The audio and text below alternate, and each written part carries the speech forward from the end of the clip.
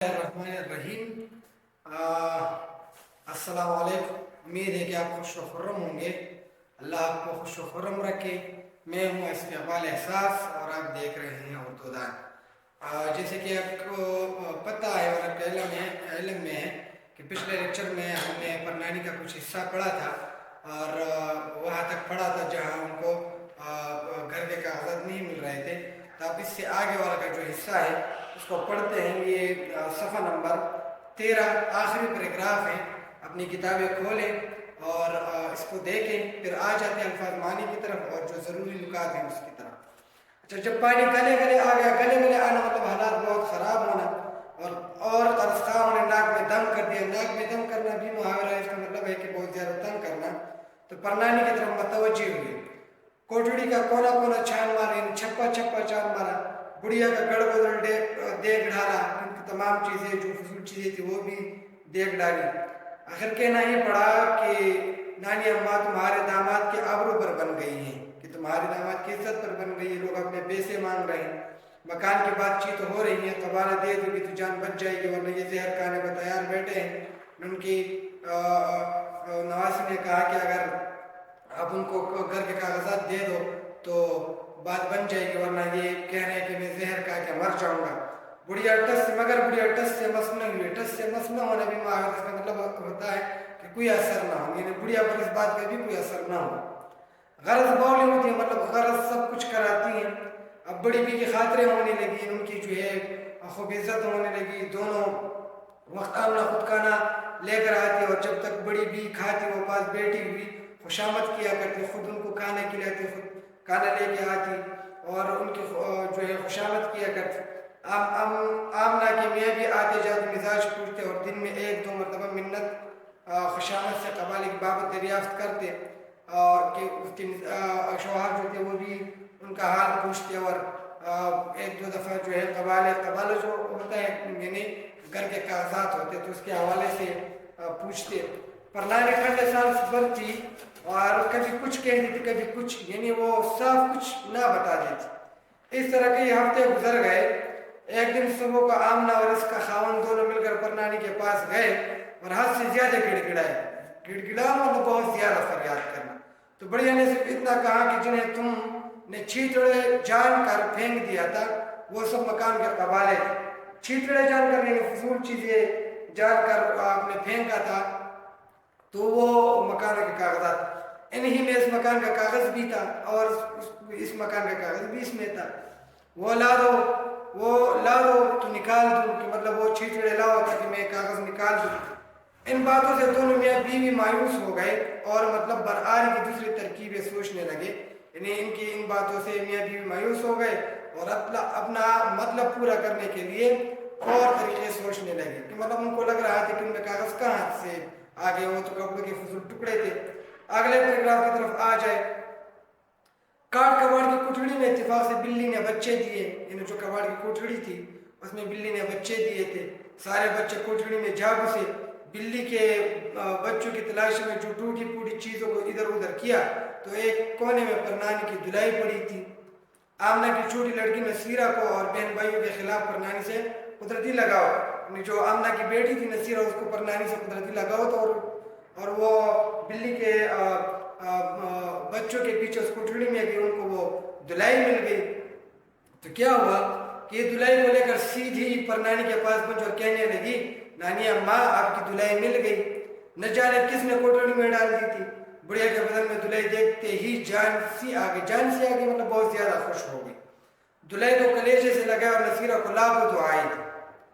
دھلائی کے چھن جانے سے پرنانی کے بڑھاپے میں جو دیوانگی سی پیدا ہو گئی تھی کم ہو چکی. ان کو اپنی دھلائی مل گئی اور وہ جو اس کے پیچھے بہت پریشان تھی تو وہ جو ہے اب اس کی وہ پریشانی وہ دیوانگی جو تھی وہ کم ہو گئی. اس کا کرب اور بے چینی سکون میں بدل گیا. کرب یعنی تکلیف جو ہے ان کا وہ سکون میں بدل گیا. کہتی بیٹی یہ کپڑے کے ٹکڑے نہیں ہیں، میرے کلیجے کے پرزے یعنی میرے کلیجے کے ٹکڑے ہیں. اگلے پیراگراف کی طرف آ جائے. بڑی بی کے خیالات کا سیریل یہیں تک پہنچا تھا. سیریل یعنی سلسلہ کہ آمنہ اپنے شوہر کے ساتھ اس کے پاس آئی. کہ آمنہ دوبارہ اس کے پاس آئی. انہوں نے ایک دفعہ اور قبالے کی بابت دریافت کیا. دوبارہ انہوں نے قبالے کے حوالے سے پوچھا اور اس دفعہ بڑی بی کو پرامن زندگی اور نصیرہ سے کل مل کر باتیں کرتے دیکھ کر وہ سمجھے تھے کہ اب بڑھیا ہوش کی باتیں کرنے لگی، یعنی جو ہے وہ نصیرہ سے باتیں کر رہی تھی تو ان کو لگ رہا تھا کہ یہ بہت خوش ہے اور اب بات جو ہے وہ بن جائے گی، تقدیر سیدھے ہیں تو دولت کے خزانے کی کنجی بتا دے گی۔ یہاں آ کر جو دیکھا تو بڑی بھی دیوار کی طرف ٹکٹکی لگائے، کبھی وہ صورتی ہیں اور کبھی مسکراتی ہیں، ٹکٹکی باندھنا یعنی ایک طرف جو ہے توجہ سے دیکھنا اور بسور رہنا، کبھی رونا اور کبھی ہنسنا، کبھی مسکراتی ہیں کبھی روتی ہیں۔ گدڑی کو چھاتی سے لگا رکھا ہے، آمنہ حیران ہے کہ میں نے تو اسے اوپلو کی کوٹڑی میں ڈلوا دیا، اوپلو کی یعنی گوبر کی کوٹڑی میں ڈلوا دیا تھا، جس کو ہم پشتوں میں غشیان کہتے ہیں نا، غشیان کو جلائی۔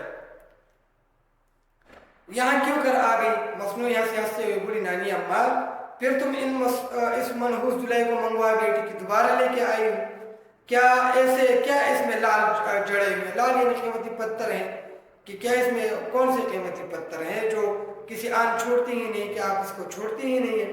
دیکھو تو صحیح، منہ میں سے کسی سڑی ہوئی بو آ رہی ہے، یہ بیکار چیزوں میں سے کسی بدبو آ رہی ہے۔ نصیرہ جا الگنی پر سے ساٹن کی دلائی اتار لا اور نانی اماں کو اڑا دے۔ الگنی استار کو کہتے ہیں جس پر چیزیں جو ہے ڈالی جاتی ہیں، ساٹن جو ہے وہ ریشمی کپڑے کو کہتے ہیں کہ وہ ریشمی جو دلائی ہے وہ لے کے آؤ۔ نصیرہ دوڑ کر ساٹن کی دلائی لے آئی، آمنہ نے یہ دلائی بڑھیا کو اڑا کر اس کی گدڑی چھین لی اور نصیرہ کو دے کر کہا جا اسے کوڑے پر ڈال لے۔ اس نے نصیرہ کو کہا کہ اس کو جو ہے جاؤ اور اس کو دوبارہ جو گندگی ہے اس میں ڈال دو۔ اچھا تو یہاں تک ہو گیا، اب آ جاتے ہیں الفاظ معنوں کی طرف۔ کن پیراگرافوں میں وہ الفاظ معنی جو کہ مجھے لگ رہے تھے کہ مشابہ وہ میں نے لکھ ڈالے ہیں، اس کو دیکھتے ہیں، پھر اس کے بعد جو ہے جو ضروری نکات ہے اس کی طرف آ جاتے ہیں۔ تو سبق کا عنوان ہے پرنائی، مصنف کا نام شمس صفوی، صنف ادب خاکہ ہے، ماخذ دلی کی چند عجیب ہستیاں ہیں، جماعت دہم ہے، صفحہ نمبر 13 تا 14۔ اچھا پانی یہ جو ہے نئے الفاظ ہے، اس کے ساتھ کچھ محاورے بھی ہیں۔ تو پانی گلے گلے آنا، یہ محاورہ اس کا مطلب ہے حالات بہت خراب ہونا۔ ناک میں دم کرنا، یہ بھی محاورہ اس کا مطلب ہے بہت تنگ کرنا۔ آبرو عزت ٹس سے مس نہ ہونا، یہ بھی محاورہ ہے، اس کا مطلب ہے کوئی اثر نہ ہونا۔ غرض بولی ہوتی ہے، مطلب سب کچھ کراتی ہے، اس کا یہ مطلب ہے۔ خوشامدین، خاطر مدارت، تحسین و ستائش، گڑگڑاتے یعنی منت کرتے، چھیتڑے گھسیدہ کپڑے کے ٹکڑے، مطلب برآری، کام نکالنا، کرب یعنی اذیت یا تکلیف، ٹکٹکی برابر دے کے جانا، لال قیمتی پتھر، موئی بیکار، الگنی کپڑے لٹکانے والی رسی یا تار، تقدیر سیدھی ہونا، یہ بھی محاورے کا مطلب ہوتا ہے بات بننا، ساٹن یعنی ریشمی کپڑا۔ اب آ جاتے ہیں وہ نکات جو کہ ان دونوں پیراگرافوں میں بیان کیے گئے اس کی طرف۔